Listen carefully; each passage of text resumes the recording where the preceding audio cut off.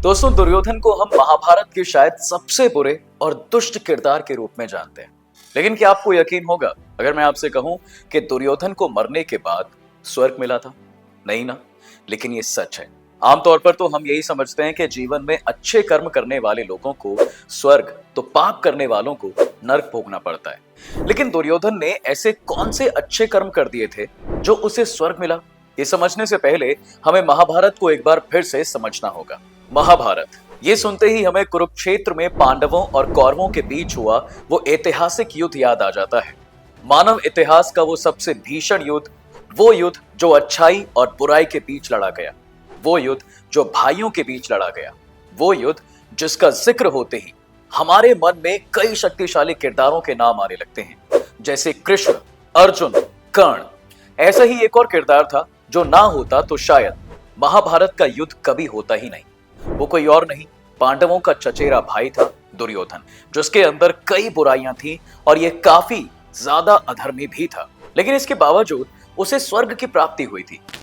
अब देखिए, वैसे तो महाभारत में अनेकों किस्से हैं, लेकिन आज हम आपको जो किस्सा सुनाने वाले हैं वो है महाभारत युद्ध के 36 साल बाद का, जब श्री कृष्ण इस धरती से अपना शरीर त्याग कर बैकुंठ लोक वापस लौट चुके थे। धर्मराज युधिष्ठिर भी राजा परीक्षित को राजपाट सौंपकर भाइयों और द्रौपदी समेत सशरीर स्वर्ग की तरफ निकल पड़े थे।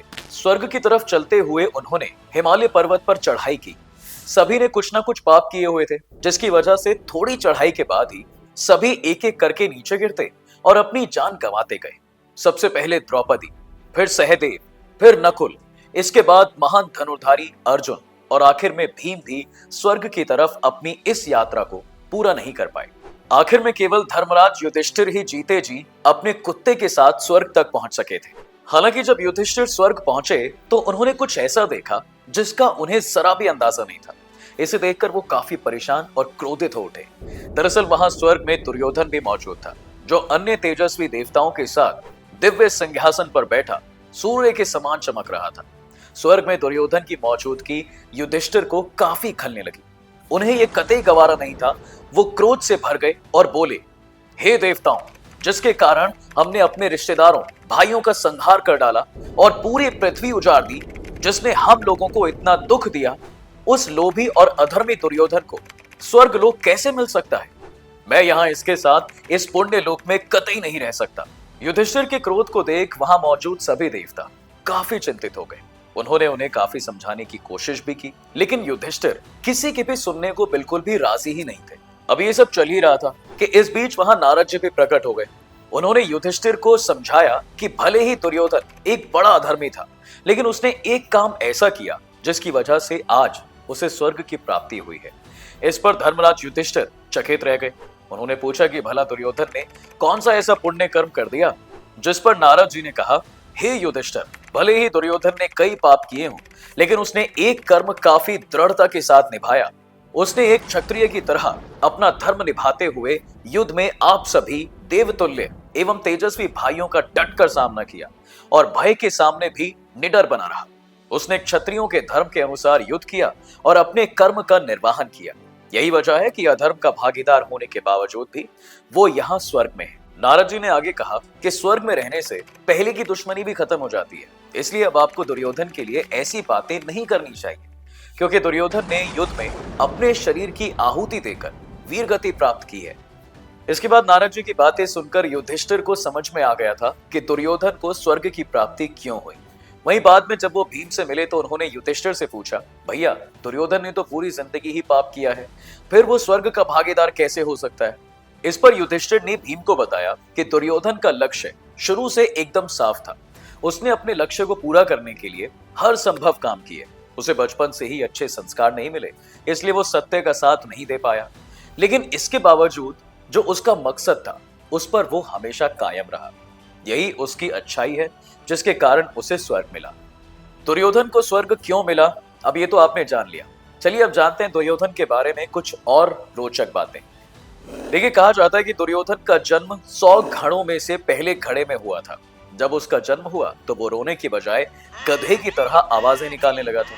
इसके साथ ही उसने पैदा होते ही बोलना शुरू कर दिया था। यही नहीं, उसके जन्म के साथ ही कई तरह के अपशकुन देखने को भी मिलने लगे थे, जैसे सियारों का रोना, उल्लुओं का शोर मचाना, आसमान में काले बादलों का छा जाना।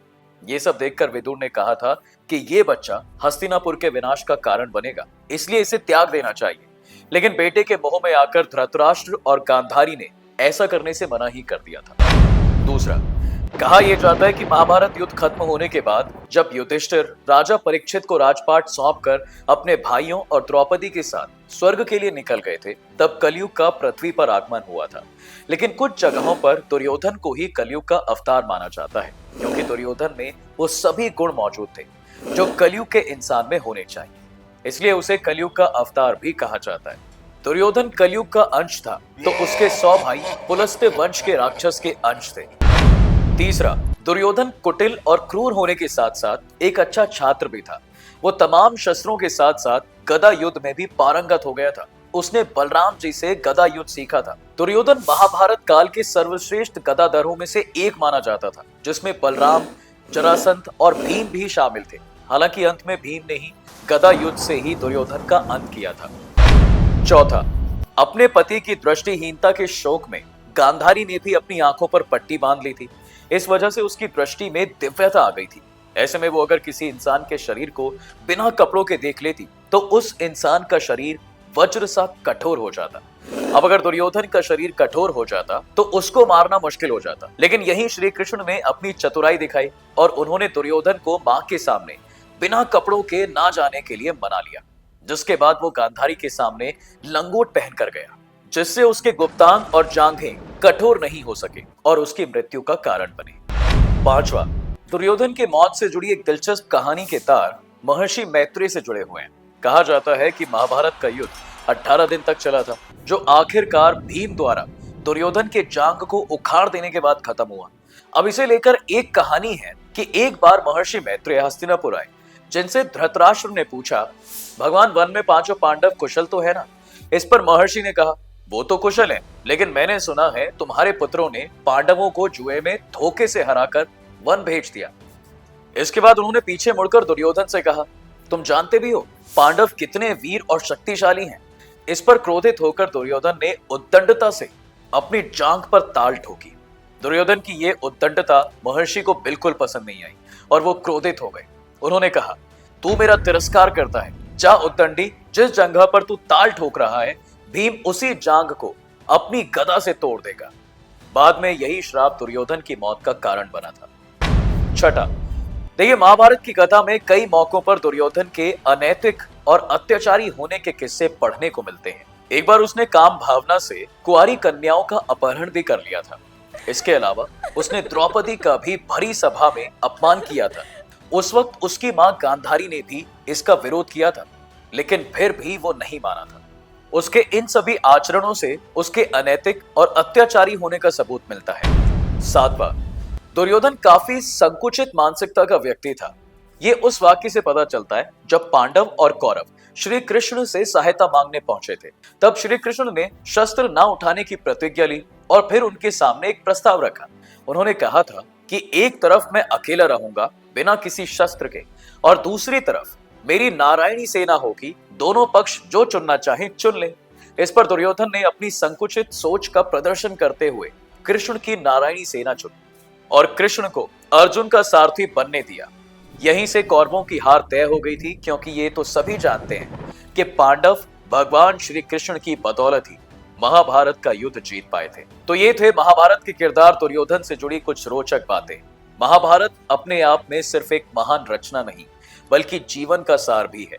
आप इससे जीवन से जुड़ी कई अच्छी बातें सीख सकते हैं। इसके अलावा कमेंट करें और हमें जरूर बताएं कि आपको पता था कि दुर्योधन को स्वर्ग मिला था। इसके साथ ही ऐसी रोचक जानकारियों के लिए सब्सक्राइब करें हमारा चैनल द डिवाइन टेल्स।